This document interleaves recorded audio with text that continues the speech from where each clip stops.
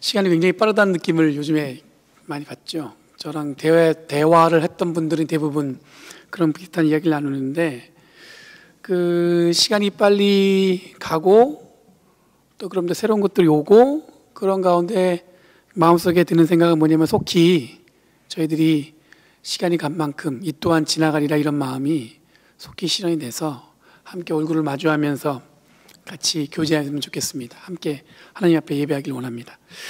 여러분들, 제가 설교를 준비할 때 혹은 글을 쓸 때 느끼는 것은 뭐냐면, 글 속에 내가 잘하고 경험했던 그 고향의 흔적들을 발견할 때가 있어요.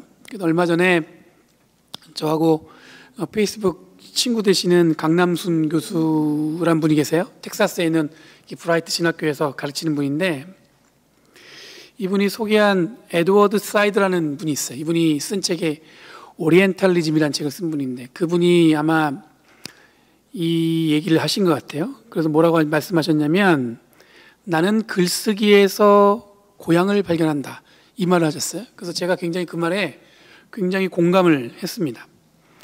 글을 잘 쓰던 못 쓰던 간에 여러분들 그 안에 어떤 틀이 있고, 또 그 안에 자신이 살아오고 존재해왔던 내용들이 담겨진다는 점에서, 그리고 글을 쓴다는 게 어쩌면 자신의 마음을 쥐어짜서 나오는 것 같잖아요. 그러니까 마음으로 어떻게 보면 쓰는 것과 비슷하다고 볼 수 있죠. 아무래도 그러다 보니까 내가 먹고 자라고 느끼고 경험하고 생각했던 흔적들이 이 깊이 배어 나온다는 이야기라고 저는 생각합니다.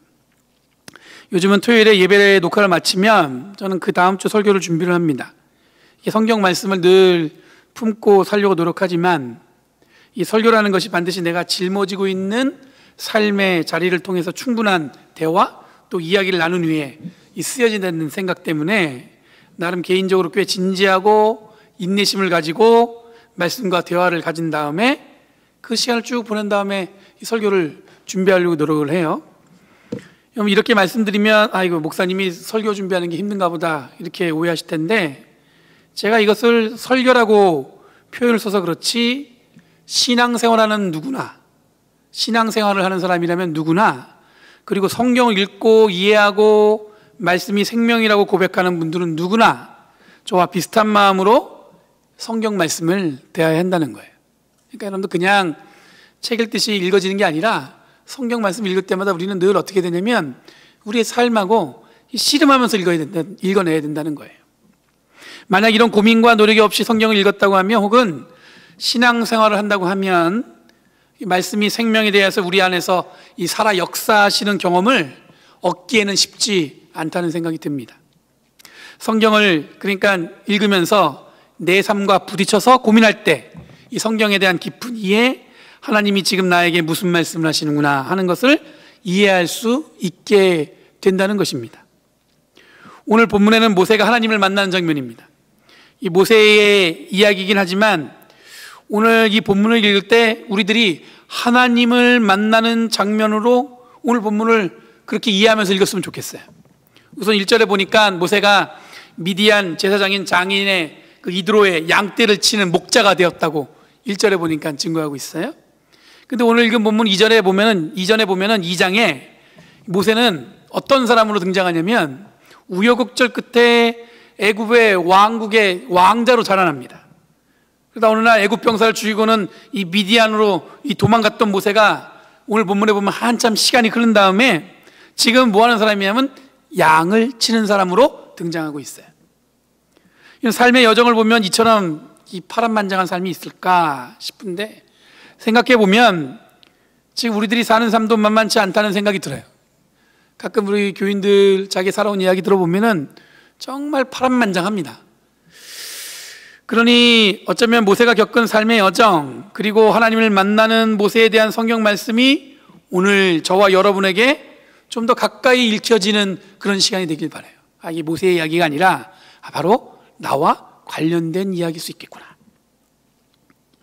모세가 여러분 미디안 광야에서 늘 평범하게 이 자기가 맡은 일을 하던 중에 호렙산에 이르렀다고 오늘 본문은 기록하고 있습니다.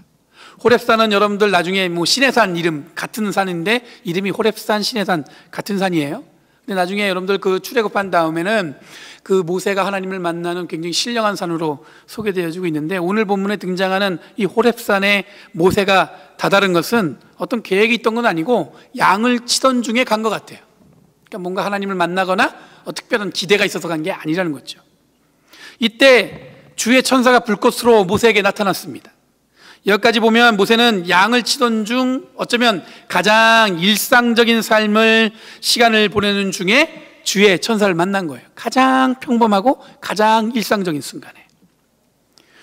여러분, 우리들이 신앙생활 하면서 늘 기대하는 것은 여러분들 어떤 특별한, 어쩌면 하나님과 깊이 만나고 하나님의 음성을 듣는 순간, 어떻게 보면 특별한 시간이 마련되거나 특별한 장소에서만 이루어지는 것이 아니라 내가 누리는 일상적인 삶의 순간에 하나님의 뜻과 하나님의 은혜와 하나님의 사랑을 경험할 수 있음을 기억해야 할 줄 믿습니다. 뭐 특별한 순간에 하나님을 막 뜨겁게 만나는 게 아니라 어쩌면 내가 살아가는 평범한 삶 속에서 그 가운데서 하나님을 더 깊이 만날 수 있다는 얘기예요. 이런 감리교 운동을 펼친 존 웨슬리 목사님은 이 결정적인 자신의 회심의 자리가 어디였냐면, 길을 걷다가 올더스 게이트라는 영국의 한 런던의 어떤 그 길에서 당시에 모라비안 성도들이 모여서 그 회중을 이끌던 평신도 지도자가 읽었던 로마서 서문을 읽는 것을 듣고는 가슴이 뜨거워졌다고 그랬어요. 그 다음부터 이 감리교 운동을 하기 시작했다는 겁니다. 이처럼 하나님을 만나는 특별한 시간은 평범한 일상 중에 갑자기 일어나는 사건일 수 있는 거예요. 어떤 특별한 공간, 어떻게 뭐 내가 잘 준비해갖고 그 순간 하나님께서 나에게 특별하게 오는 게 아니라 내가 나의 삶의 일상을 잘 살아가고 있는 순간에 주님을 만날 수 있다는 것이죠. 모세가 눈앞에 불꽃을 보고는 믿어지지 않는 광경에 이 가까이 가서 불꽃을 확인하러 다가갑니다. 왜냐하면 가시떨기나무에 불이 붙었는데 그 떨기가 타서 없어지는 게 아니라 이 계속 타는 거예요. 상식적으로 이해가 안 되니까 이 가까이 가려고 하는 순간에 모세가 가까이 오자 4절 말씀에 하나님이 이렇게 얘기하세요. 모세야, 모세야. 그리고 모세를 부른 거예요. 그때 모세가 대답하기를 네, 제가 여기 있습니다 라고 응답합니다. 이런 부르심과 응답이 너무 간단합니다. 하나님이 모세를 불렀어요. 그 모세는 뭐라고 얘기하냐면 네, 제가 여기 있습니다. 이걸로 끝이에요. 거창한 어떤 세레모니가 있었던 것도 아니고 이렇게 담백할 수 있을까 싶어요. 모세하면 여러분들 진짜 우리가 생각하는, 상상할 수 있는 모든 거를 다 그림을 그려갖고 하나님께 특별하게 부름을 받을 것 같은데 그냥 하나님이 부르셨어요. 모세야, 모세야. 근데 모세가 뭐라고 그러냐면 네, 제가 여기 있습니다. 하나님이 모세의 이름을 2번 부르셨습니다. 그리고 모세가 이 음성이 누구였는지를 알았는지 몰랐는지는 정확하게 나와 있지 않습니다. 그렇지만 부르신 분이 당신이 누구십니까? 라고 응답한 게 아니라 네, 제가 여기 있습니다 라고 응답하고 있어요. 여러분, 하나님이 부르신 사건은 무엇을, 어떤 것을 하라고 부르신 것이 아니라 하나님이 지금 내 이름을 부르신 것에 대해서 응답하는 사건이 바로 부르심의 사건이 되는 줄 믿습니다. 어떤 분들이 하나님은 나를 어떤 일을 하라고 부르셨다고 그렇게 얘기해요. 근데 나를 부르셨다고 그렇게 이야기하는데 하나님이 우리를 부르신 것은 어떤 일을 하라고 부르시는 것이 아니라 하나님이 내 이름을 아신다는 것, 그리고 하나님이 우리를 기억하고 있다는 것, 그것을 드러내심으로 우리들이 부름받았다고 이야기할 수 있다는 거죠. 거창하게 이거를 위해서 너에게 사명을 주겠다 이게 아니에요. 내 이름을 부르는 것만으로도 뭐예요? 하나님이 나를 어떻게 하신 거예요? 부르셨구나. 로마서 6장 22절 23절에 보면 바울이 이 구원에 대한 3단계 이야기를 하고 있어요. 첫 번째 단계는 구원은 죄로부터 해방되는 것이고, 그 다음에 2번째는 거룩함의 열매를 맺는 것이고, 3번째는 영생에 이르는 것이라고 이야기하고 있습니다. 근데 여기서 바울은 한 개인이 예수 그리스도를 영접할 때 일어나는 변화에 대해서 말한 것인데, 결국 뭐냐면 구원은 개인의 이 내면에서 시작하는 거라고 알 수가 있어요. 그래서 믿음이 있으십니까? 라고 물을 때 영어로는 뭐라고 얘기하냐면 Do you have a personal relationship with God? 이렇게 물어보는 거예요. 그래서 personal relationship이라는 게 뭐냐면 인격적인 관계 혹은 개인적인 관계로 번역할 수 있는데 이 두 가지 같이 포함되어 있는 거예요. 그러니까 믿음은 어떤 거냐면 하나님과 1대1의 관계를 가지는 거예요. 그걸 우리가 뭐라고 얘기하냐면 하나님과 내가 인격적으로 관계를 가졌다, 이 얘기하는 거죠. 제가 요즘에 고민하는 것이 뭐냐면 어떻게 교인들하고 관계를 잘할 수 있을까입니다. 왜냐하면 팬데믹 상황이고 이런저런 방법을 생각하고 있는데 아마 제가 이 설교할 때마다 자주 이야기한 것 같아요. 오늘도 목사님이 이 똑같은 이야기를 하시나 보다 하실 텐데 그 이유는 뭐냐면 진짜라서 그런 거예요. 제가 여러분들과 어떻게 하면 잘 관계할 수 있을까? 근데 제가 여러분들과 관계할 때 1대1로 관계하는 것이 아니라 한꺼번에 묶어갖고 관계한다고 생각해 보세요. 그러면 저와 여러분의 관계가 믿고 신뢰하는 관계 혹은 의지할 수 있는 관계가 될 수 있을까요? 그렇지 않죠. 제가 목사로서 가장 저를 힘들게 하는 이야기는 뭐냐면 목사님은 누구만 좋아하셔? 이런 말을 들을 때예요. 그런 적이 없는데 종종 그런 얘기 들을 때가 있어요. 마음은 모두 똑같이 사랑을 드리고 싶고 관심 갖고 영적으로 좋은 관계를 같이 세워가고 싶은데 분주하다 보니까 혹은 시간이 부족하다는 핑계로 혹은 이 저 혼자 하다 보니까 그리고 지금은 여러분들 팬데믹 상황이니까 이 정상적이지 않은 상황이다 보니까 그게 부족하게 느껴질 수 있을 것 같아요. 제가 이 말을 드리는 이유는 저를 이해해달라는 것이 아닙니다. 우리들이 소위 믿음 있는 사람이란 말은 하나님과 우리들이 각각 1대1의 관계를 맺고 살아가는 것이라는 것을 말씀드리기 위한 거예요. 여러분들 지구상의 인구가 77억 명 정도 된대요. 하나님이 우리를 대하실 때 우리를 한 사람 한 사람을 77억 분의 1로 그런 가치로 우리를 대하시는 것이 아니라 하나님이 우리를 부르시고 우리를 대하실 때는 지구상에 단 하나밖에 없는 존재로 우리를 대하신다는 말이에요. 그러니까 저의 마음도 이런 비슷한 마음이라는 것을 말씀드리고 싶었던 거예요. 지금 모세가 하나님의 부르심을 받은 장면이 바로 하나님이 1대1로 모세와 퍼스널 릴레이션십을 지금 세워가고 있는 것입니다. 그래서 모세가 당신은 누구이십니까? 라고 응답한 것이 아니라 네, 제가 여기 있습니다 라고 응답한 것이겠죠. 아마 자신을 부르신 분이 신성한 현존, 이 거룩하신 분이 자기의 이름을 부르신 것을 직감적으로 아마 느꼈을 거예요. 동시에 인격적인 관계를 세워가고 있는 것을 오늘 본문을 통해서 우리가 확인할 수 있습니다. 여러분, 구약성경 시대의 이름은 그 사람의 정체성 그리고 그 이상의 의미가 있습니다.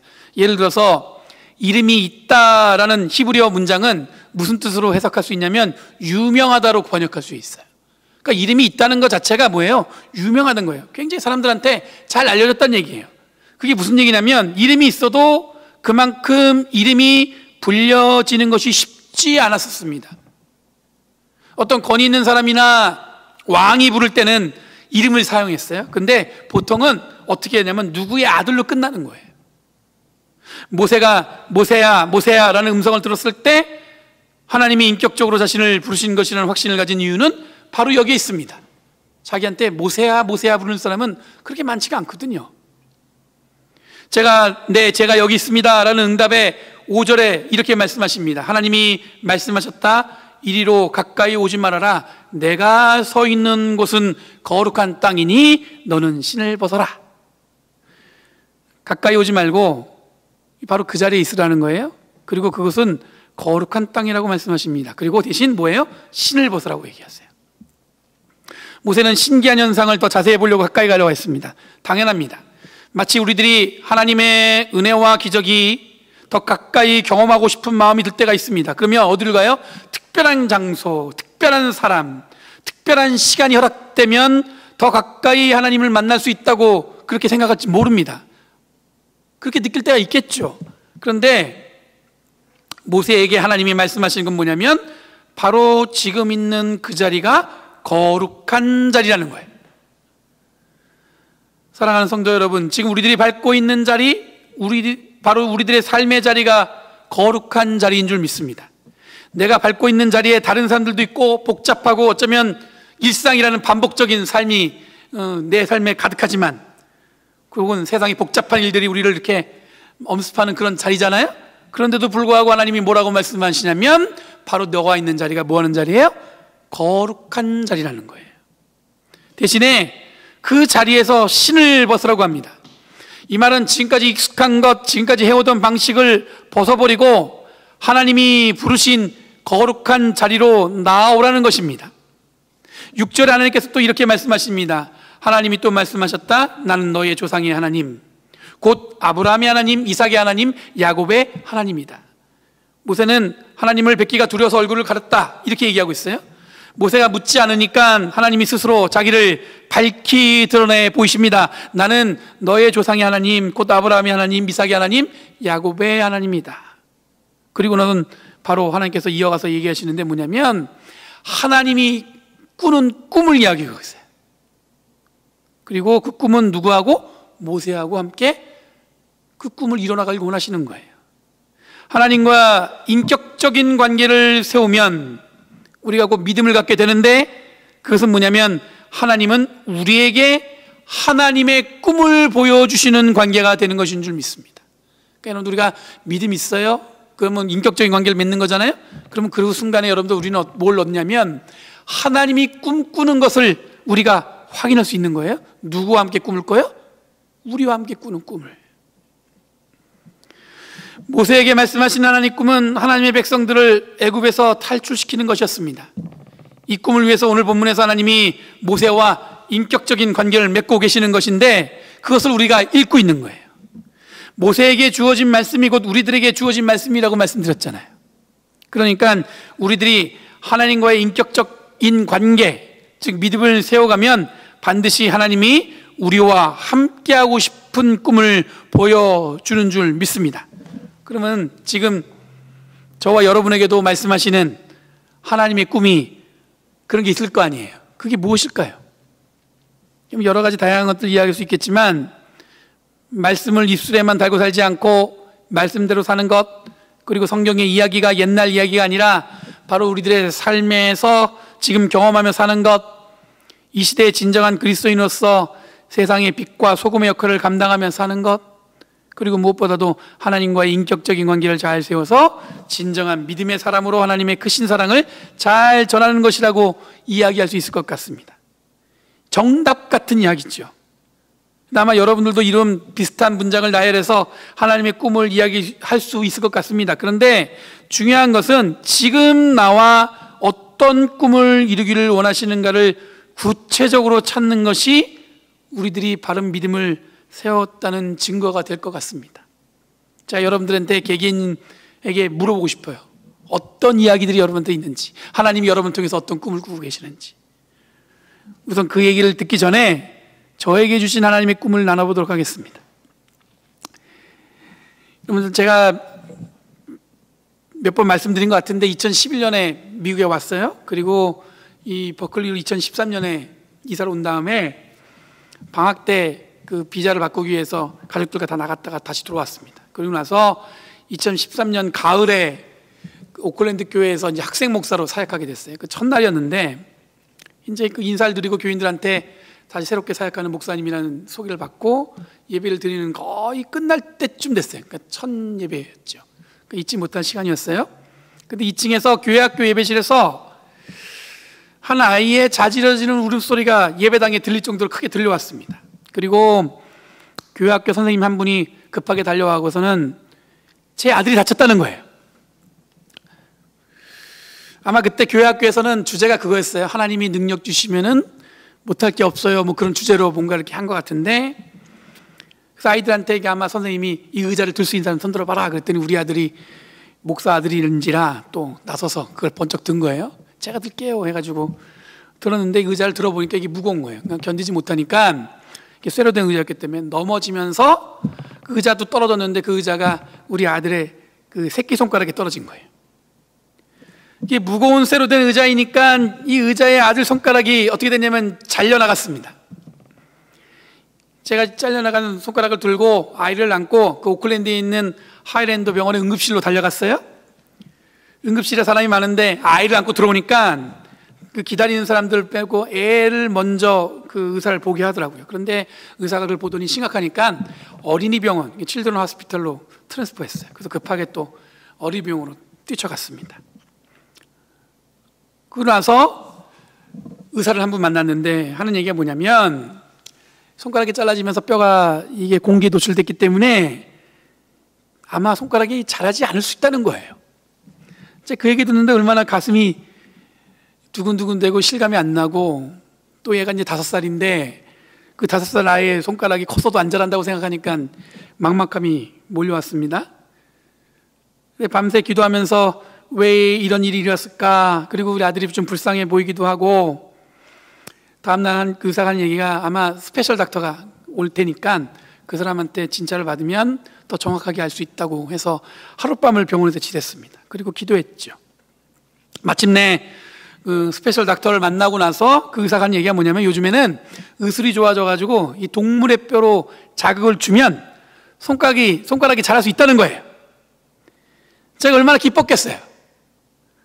그리고 지금 우리 아들이 잘 자라서 기쁘고, 시간이 지나니까 뭐냐면 손가락도 잘 자라니까 그때 그 감정과 그 마음들이 다 잊혀졌어요. 시간이 지난 다음에. 근데 요즘에 제가 여기 열린교회로 파송받은 다음에 이사 와서는 한국마트 갈 때마다 그 칠드런 하스피탈, 어린이병원을 지나다니는 말이에요. 그 지나갈 때 잘 몰랐는데 점점 그때 기억이 생생하게 떠오르는 거예요, 저한테. 그리고 동시에 그때 내가 어떻게 간절히 하나님께 기도했는가가 기억되기 시작했습니다. 하나님, 아들 고쳐주시면 하나님이 하라고 하는 것은 내가 다 할게요. 그랬던 것 같아요. 주님, 제가 여태까지 내가 원하는 대로 산 것 같은데 하나님이 원하는 대로 제가 다 할게요. 그때 그 기도가 떠오르기 시작했어요. 한동안 잊고 살았는데, 하나님, 우리 아들 손가락 고쳐주시면 하나님이 하라는 거 다 할게요. 제가 저만 그렇게 기도한 게 아니라 그때 아마 같이 기도했던 분들이 우리 아들 손가락 자라게 해달라고 기도했던 것 같아요. 그런 기도 별로 해본 적 경험이 없으시죠? 그러니 하나님이 저에게 지금 보여주신 꿈은 뭐냐면, 하나님이 하라고 하시는 것은 다 할게요에 있는 것 같습니다. 여러분, 이런 마음으로 목회하는 목사이다 보니까 여러분들도 긴장하셔야 돼요. 아들이 아팠을 때가 마치 모세가 가시떨기 나무에 붙은 불꽃을 본 것 같은 느낌이 저에게도 있는 것 같습니다. 그리고 하나님이 저를 인격적으로 만나시려고 저를 통해서, 저희 아들을 통해서 저를 부르셨구나, 이런 생각이 들었습니다. 그 부르심에 제가 응답한 건 뭐냐면, 하나님이 하라는 것은 제가 다 할게요. 여러분, 저는 이런 마음으로 목회하려는 목사이니 여러분들도 긴장해야 된다고 말씀드렸잖아요. 왜일 것 같으세요? 여러분, 교회는 목사가 혼자 하는 거 아니잖아요. 그리고 하나님이 하라시는 것에 대해서 다 해야 하는데 저 혼자 어떻게 하겠습니까?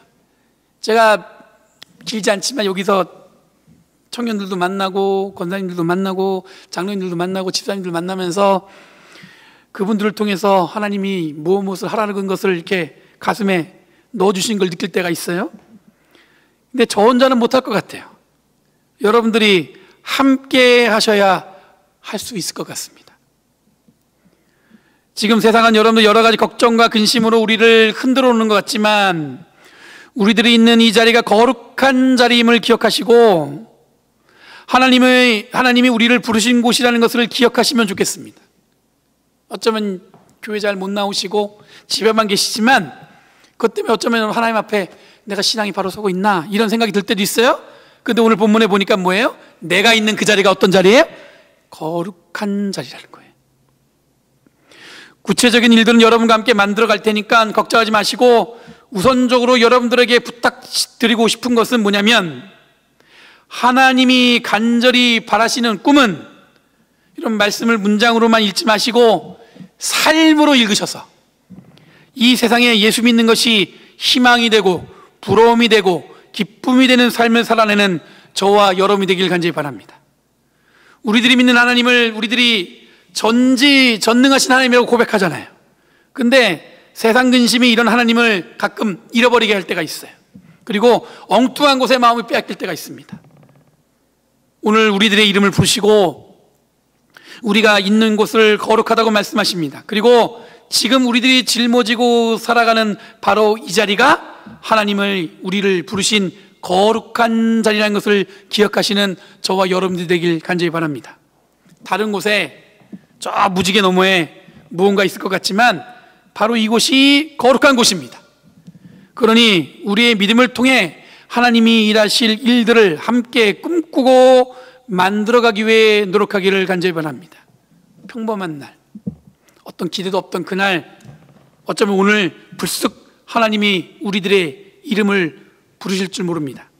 다른 것이 아니라 이렇게 힘들 때, 그러니 이 일을 최선을 다하는 저와 여러분 되길 간절히 바랍니다.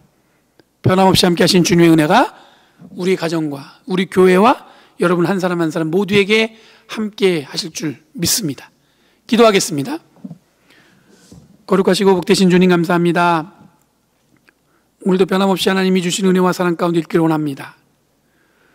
하나님이 내가 있는 그 자리가 거룩한 자리라고 말씀하셨고 내 신을 벗으라고 말씀하신 것처럼 내가 지금 머물고 있고 어쩌면 제한되어 있는 그 공간 속에서도 거룩하신 하나님의 능력과 은혜를 고백하길 원합니다.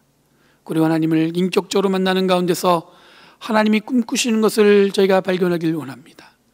그 꿈을 위해서 쓰임받는 도구 되게 하여 주시옵고 하나님 말씀이 더욱더 우리의 생명이 되어서 하나님 그것을 위해서 최선을 다하며 이 땅을 살아가는 저희들 되도록 주님 이끌어 주시옵소서. 감사드리며 예수님의 이름으로 간절히 기도리옵나이다. 아멘.